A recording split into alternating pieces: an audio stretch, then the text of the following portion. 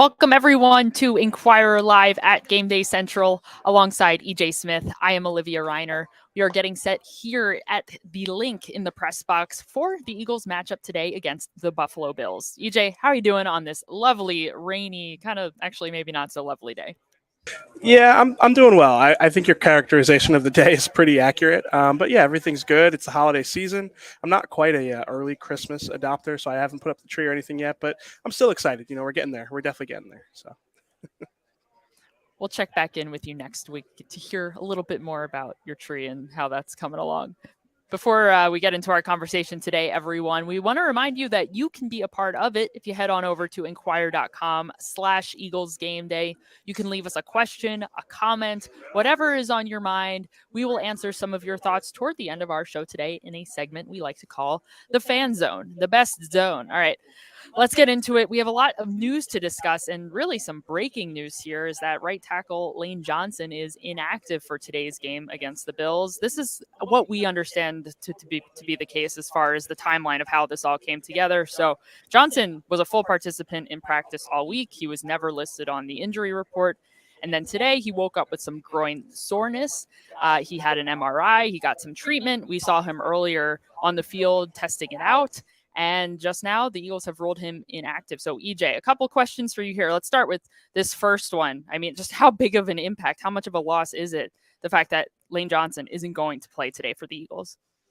yeah, I mean it's huge. He's one of their best players. He's one of the best players, not only at right tackle. He's one of the league's best players and one of the best offensive linemen in the NFL. So anytime that the Eagles have been without him, they've struggled. Understandably so. It's hard to replace what he's able to do, and it's always important to remember that the Eagles' offense is kind of built around having two tackles who can protect without a lot of help. They want those guys to be able to operate on an island. And Lane Johnson is a big part of the offensive structure, just the way the whole offense from the ground up is built. So being without him is a big deal. And then especially when you look at who's going to come in for him, we expect it to be Jack Driscoll. Kind of watching warmups, you can kind of get the sense that he's going to be at right tackle. He was warming up with Cam Jurgens earlier, with Jeff Stoutland kind of watching. And this was maybe 15, 20 minutes after we saw Lane Johnson test out that, injured groin and try and figure out if he could play.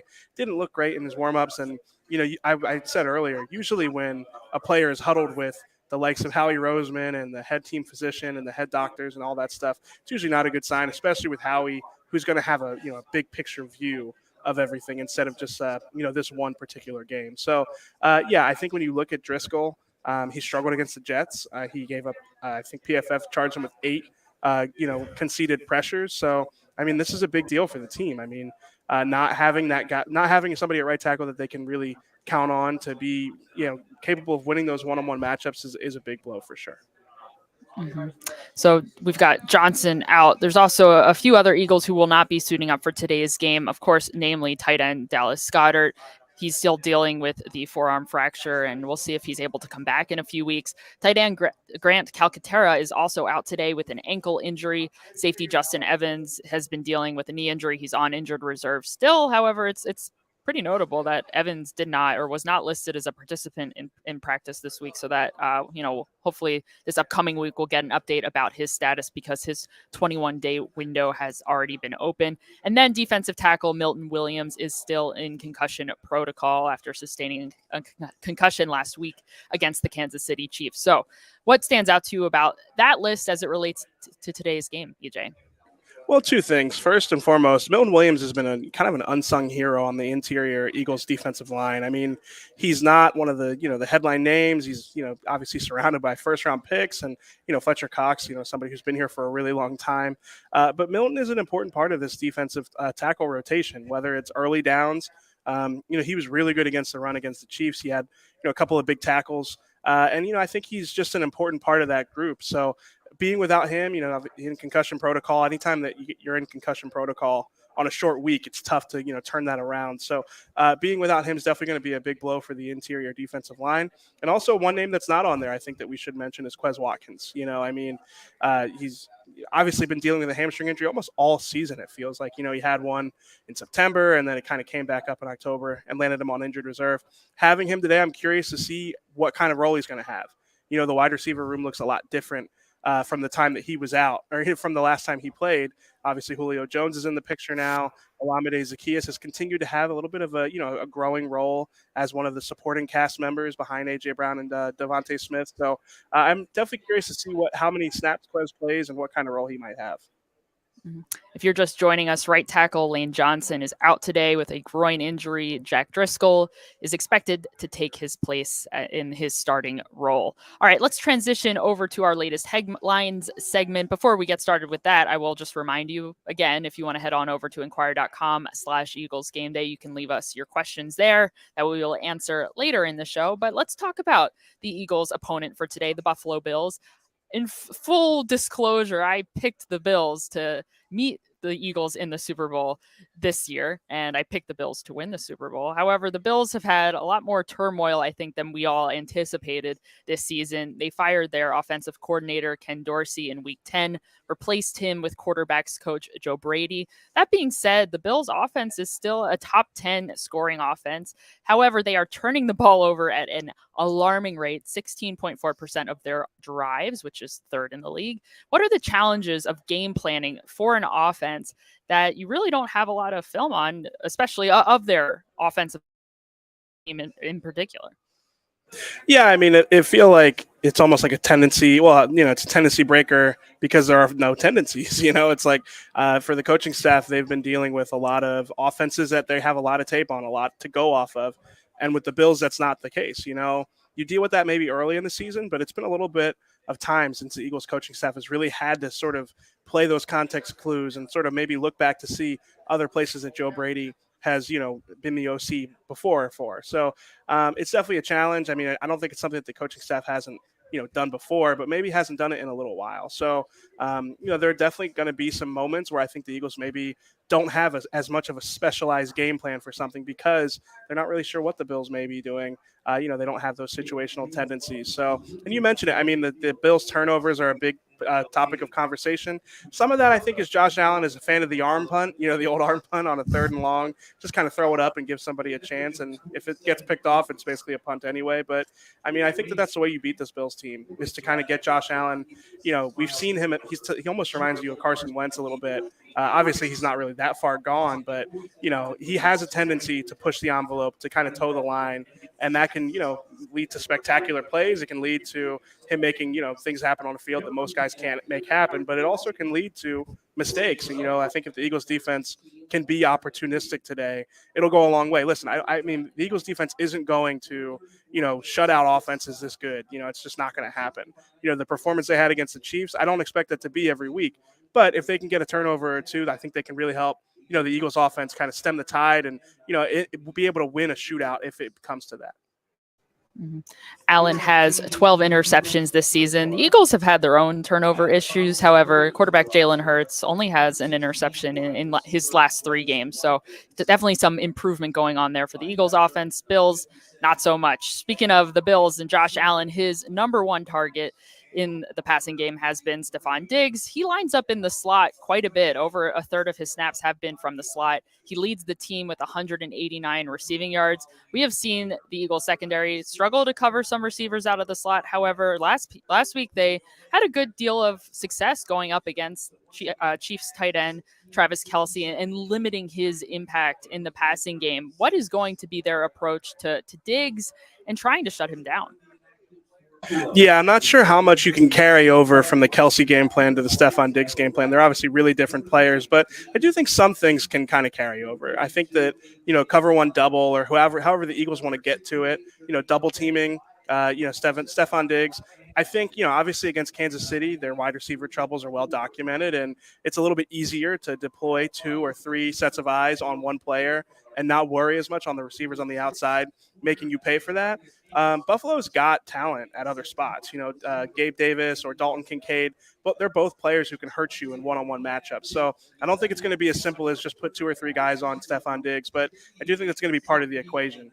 The concern I'd have is that, as well as the Eagles did against Kelsey, who lines up a lot in the slot, they use a lot of Kevin Byard in that spot, and I don't think you want to use Kevin Byard against Stephon Diggs, who's more of a shifty route runner, more of a technician. So if I had to guess, I would guess that they throw a couple different things at Stephon Diggs. Sean Desai has developed a reputation as someone who tries things and someone who can be flexible throughout a game and try and figure out answers. But I think you'll see a lot of Bradley Roby. That's what I would expect at least. I think it makes the most sense as a shifty slot corner on a receiver who can be shifty. I wouldn't be surprised if there were a few Eli Rick snaps in there. I don't think you can do what you did against the Cowboys and just put him up against Stephon Diggs, 24/7 and expect him to get results. But I do think Eli Ricks has some intrigue as a third down option. So I think that there's going to be multiple looks. I think you're going to see a couple of different guys on Stephon Diggs when he's in there. You mentioned he spends about a third of his time in the slot. If you're the Bills and you're watching this Eagles defense, there's no way that you wouldn't want to get him in there a little bit more after you see what CeeDee Lamb was able to do against his team, Terry McLaurin was able to do against his team in the slot. It's a weak point for this defense, that middle of the field portion. So I definitely think that's going to be a big part of the game today. All right, that is the skinny on the Bills offense. Let's talk about the Bills defense, who have been quite dominant up front. They're number 2 in the league in sacks with 35. Defensive end Leonard Floyd leads the team with 9.5 sacks. However, it's a bit of a different story right now on the back end. They are dealing with quite a few injuries. They're starting cornerbacks Khair Elam and Tre'Davious White are both on injured reserve. And then Dane Jackson and Taylor Rapp have been ruled out for today's game. So their depth is a little bit banged up. Their starters certainly banged up, even though the Eagles are coming off of one of their best rushing games in the recent part of the season. How much of a focus is going to be on the passing game this week? Yeah, it's going to be tough. You mentioned that they really do get after the quarterback, but one of the biggest things when I was doing my game prep this week that surprised me is just how banged up the Bill secondary is. They've got backups that are hurt. So, listen, they still have an experienced group of safeties back there. I think that's going to create challenges for Jalen Hurts, them kind of changing the picture pre and post snap. But I do think that this is a defense that the Eagles should be able to put up points against. Their run defense is ranked 17th in the NFL in DVOA. I think it might be 16th in rushing yards as well. But they lost Matt Milano about a month ago, and I think that they've been worse since he was out of the lineup. So I think this is a defense that they should be able to run against. I think that's going to be important today because, just like against the Chiefs with an aggressive front, a front that you have to respect, you need to be two-dimensional, multi-dimensional. You need to be able to work in some screens. I know Eagles fans might not want to hear too much about the screens, but, listen, I think you might need to work in some screens. You might need to work in, some just power runs where you can run at them instead of just letting them pin their ears back. It's one of the things that the Eagles have been good at this year is getting out to early leads at times and being able to kind of follow that game script where you protect a lead instead of chase a lead. And I think against a team like the Bills who can get after the quarterback, that's going to be really much more important. All right, it is time for my favorite part of our show, EJ, and I think it's also your favorite part too. That's fair. Yeah, it's the best zone, right? It is. It's the only zone. It's the fan zone. We've got several really wonderful questions from all of you, and we'll take a comment here first from Salde Marco. They say that they are glad that the Eagles stuck with defensive end Brandon Graham through the tough times. He is now the old shoe on the team and highly regarded by teammates and fans alike. Keep it up, Brandon. So as this commenter here is alluding to, Brandon Graham is about to set the franchise record in games played today with 189 games. He has not always been maybe beloved by fans, especially early on in his career. I wrote a little bit about that in a story today on the Inquirer's website. You can go check that out. It's also in print today as well. But he has evolved into not only a critical player, maybe not so much now on the field, now that he's no longer a starter coming in a relief role, but he is a very much a big part of this Eagles locker room and their leadership. EJ, I guess, what has impressed you the most about Brandon Graham's longevity over the course of his career? Yeah, to me, it really stands out how he came back from the Achilles injury a few years ago and did not, if anything, he had a career year coming off of an Achilles injury. That to me, when he ruptured his Achilles, it was 2021. I think it was fair to wonder if he would ever come back, and if he did, what he would look like. And for him to come back last season and play at the level that he did coming off of that injury, it's remarkable.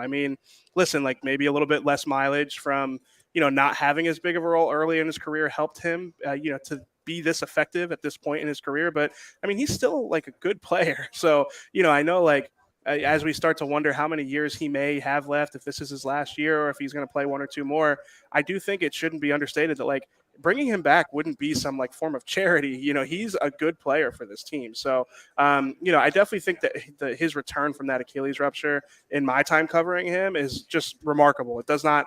It's pretty rare that you have somebody come off of an injury that's significant and have a career year. That doesn't say anything about like what he does for this team's culture. Just like the presence that he is in the locker room, even for us, just kind of like a very positive spirit, just somebody who you can always count on to kind of have that smile on their face. So he's definitely a big part of this team. And again, like he has a role on Sundays. It's not just like, the Udonis Haslem from the Miami Heat type of role where you're a player coach and you're kind of past your prime. Like he's still a good player. So yeah, definitely want to make sure that we get a shout out for your story in there. It was very well done, a perspective that you don't always get from these players and their from their families. So definitely well done by you. And yeah, I'm excited to kind of see what the season has for Brandon unfolding here. So.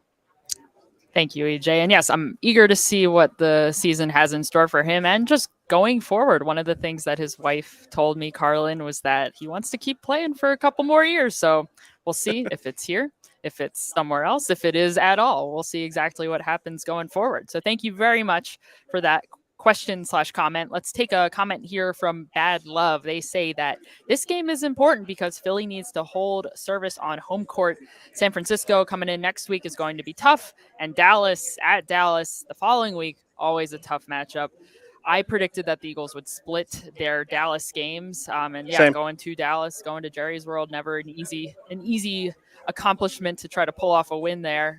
San Francisco, has been on a bit of a hot streak, and they're going to be well rested coming here next week. How important? I mean, all of these games are important, but how critical would a win in today's game be going into these two really tough opponents? Yeah, it's funny because like this game doesn't have as much of a bearing on the playoff standings because it's an interconference or interconference battle here. But I still think that this is going to have a huge impact just because of what you said. I mean, they've got some tough games coming up. I've been witness to a few very ugly games at AT&T Stadium, Eagles games against the Cowboys. So it's a 2-game lead that they have on the conference. It's a really good spot. That's the driver's seat, right? But that's all it really is a 2-game lead. In 2 weeks, we could be talking about a completely different picture for them. So a win here gives them cushion because, I mean, even if you lose one of those games, you still have that space that you kind of could gain with a win today. So definitely, it's getting to that point in the season where all the games really matter. This was the stretch that we had been waiting for, all in the early portion of the season. All of these games are going to be very indicative of what this team is going to look like in the postseason. So I definitely think it's a big one. I mean, it's kind of got that weird malaise coming off of the Chiefs game. It's a short week. There's a holiday, kind of messes with the practice schedule. I do think this game has a little bit of a feel of a trap game, but I also think that there should be an urgency from this team. I definitely think there should be. Can never get too comfortable, especially given the current standings. Thank you very much, Bad Love, for your question/comment. Let's take a comment here from Letter X. They say most of us think the Eagles are a top 3 NFL team. The debate is just how long their fluky wins continue with the upcoming tough schedule. The Eagles boast the best record in the league at 9-1. However, they've had a lot of really close wins and some close wins over some not so great teams. Perhaps the Washington Commanders are a good example of that. That said, EJ, do you even just buy the concept that there are such things as a fluky win? I think that you can put some stock in 1-score games, and if a team that is kind of getting a lot of results in those 1-score games, that's not a sustainable way to play in the NFL. We've seen it. I don't think it's necessarily a cause for alarm this year, particularly. Sometimes it's a year-over-year thing, but the Eagles have played in 6 1-score games of their last 10 games.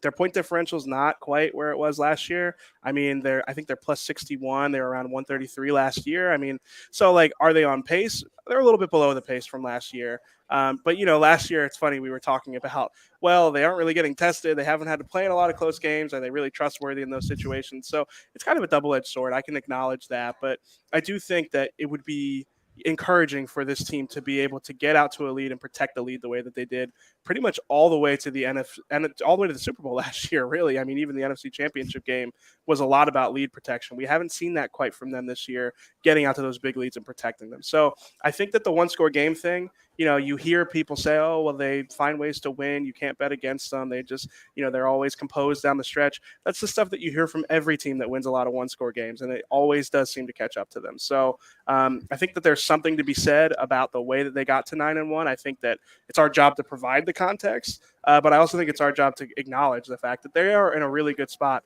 despite some of these games being maybe a little bit closer than you would have expected. I remember when I started on the beat, you guys talked about your experience last year, essentially having the game story like in the books by halftime, and this has never been the case this season. So we'll see if the Eagles can win by a big margin or by a decisive margin in their upcoming games. Today, I don't know about that, but we'll see going forward. All right, let's start with our predictions now. And to kick off our predictions, we're going to be joined by Inquirer Eagles reporter Jeff McLean. Jeff, it is great to see you. How are you?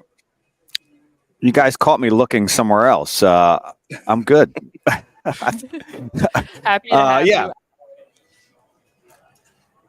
So, yes, Jeff, what is your prediction for this upcoming game? And also, what are you going to be keeping an eye on, particularly in terms of a matchup today as well? Yeah, I wrote this in my review of the game, and if I'm looking at the Eagles' defense and where they have advantages, it's I know you guys have mentioned some of the other matchup advantages, but I think the interior of the Eagles' defensive line versus the Bills' interior O-line is really where you could see the Eagles make their hay in this game and get some pressure up the middle on Josh Allen. Their two guards are the guys that I'm fixated on. Connor McGovern. He's been around with the Cowboys, so the Eagles know him pretty well. And then the other guy's a rookie, Osiris Torrance. Big dude, 6'5", 345 pounds. So he may be tough to move, but in terms of getting around him, I think that's possible for guys like Fletcher Cox and Jalen Carter, particularly Jalen Carter, who is one of the best get-offs in the NFL. He's kind of maybe hit a little bit of a lull here in the middle of the season. I know he's still being productive for a rookie in terms of the numbers, maybe not there quite what they were earlier in the season, but I think this is an opportunity for Carter really to get some pressure on Josh Allen. And we've seen Josh Allen over the years when he can avoid sacks as good as any quarterback because he's so strong. I think he's only been sacked 14 times this year, but what that means is sometimes he tends to hold on to the ball too long, and that's where you can karate chop him or work to break that ball free. And he's had a lot of fumbles over his career. So not only is there an opportunity, I think, for the Eagles to get pressure up the middle, there's a chance to make Josh Allen make mistakes and turn the ball over. Mm-hmm. And what is your final score prediction, Jeff? I'm going with the Eagles here. I don't feel 100% confident with it, especially now that Lane Johnson is out. We all know what he means to this team. He's probably the second most important person aside from Jalen Hurts in terms of the roster. They're 13-22, I believe, when Lane is not in the lineup. They're 88-48-1 when he is. That's a huge disparity. Clearly, Jack Driscoll, when he jumped in for Lane, I guess Jets game, he struggled. Now he doesn't have to jump in midstream here, but he didn't have any reps with the first team all week, or not many, I assume, with Lane being able to practice. So that makes me kind of wonder whether I should switch my prediction that I had made last at the end of last week, which has the Eagles winning, I think, 27-23. I'll stay with it, just because I have to. But gun to my head, I probably would maybe go against the Eagles in this game now that we know what an active list is. There's no rules on this show, Jeff. You can do whatever you want. Oh, really? Okay. Well, then I'm going with the Bills. All right. No, I'll stick with the Eagles. Okay. I'm not to pressure you one way or another, but that said, EJ, are you going to stick with your initial prediction? You're asking me that because before the show I was waffling a little bit. I wasn't sure which way I was going to go. I think I'm going to stay with my conviction here. I'm not afraid of being accused of being a flip-flopper per se. I mean, listen, we're all human beings. We're evolving. We're taking in new information. But with that said, I still think the Eagles have enough matchup advantages on the outside against this Bills secondary. I think that they should be able to be opportunistic, as I said earlier, against Josh Allen. And I think they should be able to still win this game. So yeah, does Lane Johnson being out kind of make me a little bit more queasy about what's in today's Inquirer? What I wrote before I had all the information, maybe a little bit, but I still think I'm going to stick with the Eagles here. And I think I had 31-24 for the record. Mm-hmm. I'm also going to just stick with my prediction, although I think we're chalk. all thinking about it. I predicted that the Eagles would win 24-21, so a bit of a closer margin there than EJ had initially predicted. But yes, I feel pretty good about this receivers matchup for the Eagles going up against the banged up Bills secondary. So we'll see what that has in store. I also think, as you mentioned, Josh Allen has been very susceptible to turning the ball over and kind of doing some more irrational things with the ball. So I'm sticking with the Eagles, even though certainly Lane Johnson being out does not make me feel a whole lot better about my prediction, but we'll see. It's okay. All right, Jeff, it was a pleasure having you. Great to see you. Thanks for joining us. All right, EJ, now it is time for our Inquirer player picks. We've discussed a whole lot of players. Plenty of players we'll be keeping our eyes on throughout the game. However, who is one player that you will be honing in on in today's game? Give me DeAndre Swift. You thought I was going to say Devontae Smith, didn't you? But I'm going to go with DeAndre Swift today. I think that the Eagles should be able to run the ball against this Bills defense. Obviously, again, Lane Johnson makes it a little bit harder. But, listen, I think it'd be a good confidence-boosting type of thing to get Jack Driscoll downhill against this Bills front, kind of give him a chance to, like I said, go at these guys instead of letting these guys constantly run at him. So, I'm going to go with DeAndre Swift. He cracked 100 yards from scrimmage against the Chiefs after a little bit of a down period in the season, a little bit lesser production. I think you're going to see that more with Dallas Goedert out. I think you're going to see more 21 personnel, more creativity trying to get him the ball. I think that DeAndre Swift could have a big game today, especially with the elements. It's a little rainy. Maybe that does, kind of, make the Eagles a little bit more conservative in their play calling approach. Mm-hmm.